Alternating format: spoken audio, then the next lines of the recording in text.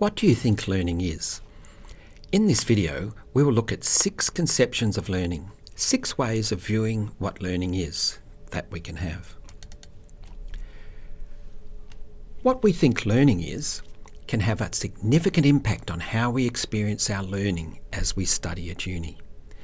We can have 6 conceptions of learning: a quantitative increase in knowledge, memorising to reproduce in assessments, acquiring facts or methods for use in the real world, particularly at work, the abstraction of meaning, personal understanding, an interpretive process aimed at understanding reality.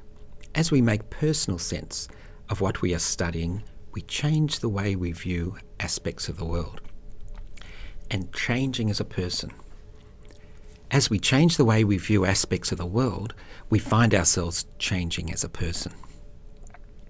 And each conception of learning, or our view of what learning is, includes the previous conceptions. So if we think of learning as acquiring facts or methods to use or apply in the real world, then we will also view learning as a quantitative increase in knowledge and memorising. And if we see learning as changing as a person, this includes all the previous 5 conceptions as well.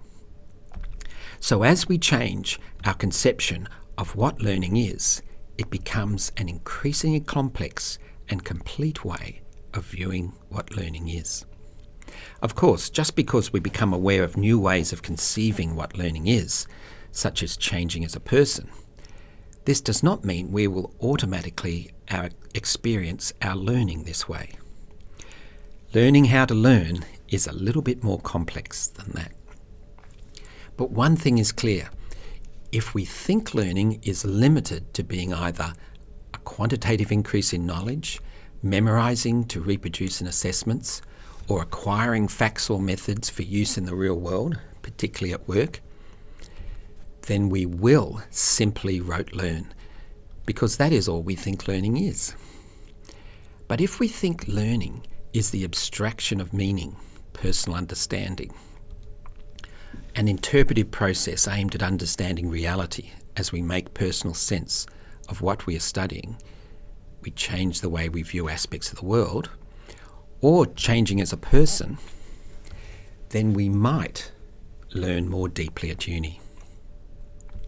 A way of saying this is that conceiving learning as either 4, 5 or 6 is a necessary but not sufficient precondition to learning actively at uni. What sort of learning have you been doing at uni? And what sort of learning would you like to do in our unit this term?